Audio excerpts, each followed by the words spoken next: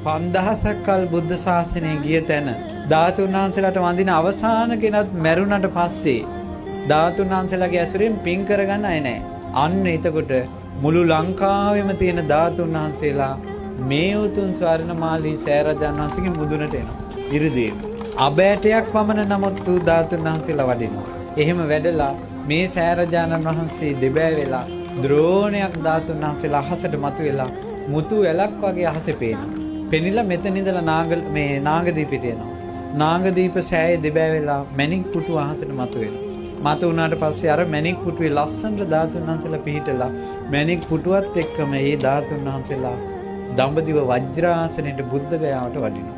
ඒ බුද්ධ ගයාවට වඩිනකොට හැම ලෝක ධාතුවකින්ම බුදුරජාණන් වහන්සේගේ කේශ ධාතුන් වහන්සේලා, ලෝම ධාතුන් වහන්සේලා, අස්ථි ධාතුන් වහන්සේලා, නඛ ධාතුන් වහන්සේලා සියලුම ධාතුන් වහන්සේලා වඩිනවා ඒ වෙලාවට. වැඩලා අහසේ බුදුරජාණන් වහන්සේගේ ලලාට ධාතුන් වහන්සේ පිහිටි තැන එතනම පිහිටනවා. අකු ධාතුන් වහන්සේලා පිහිටනවා. ඒ තැන්වල හැම එකක්ම අබෑටයක් නමුත් ධාතුන් වහන්සේලා පිහිටනවා. පිහිටලා බුදු සිරුර මැවෙනවා. යමක මහ ප්‍රාත්‍යහාරය පාලා මතුවන වජ්‍රාසනයේ මත බුදුරජාණන් වහන්සේගේ බුදු සිරුර දැවිලා යනවා. ඒකට කියනවා ධාතු පරිනිර්වාණය. දෙවිවරු හඬනවා වැළපෙනවා.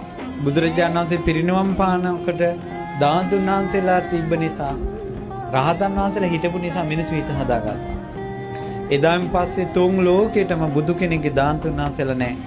හඬනවා වැළපෙනවා පෙරලෙනවා දෙවිවරු. මනුස්ස ලෝකෙ මිනිස්සු මේක දන්නේ නැහැ. එදායින් පස්සේ මේක අපායක් වගේ මේ මනුස්ස ලෝකෙ.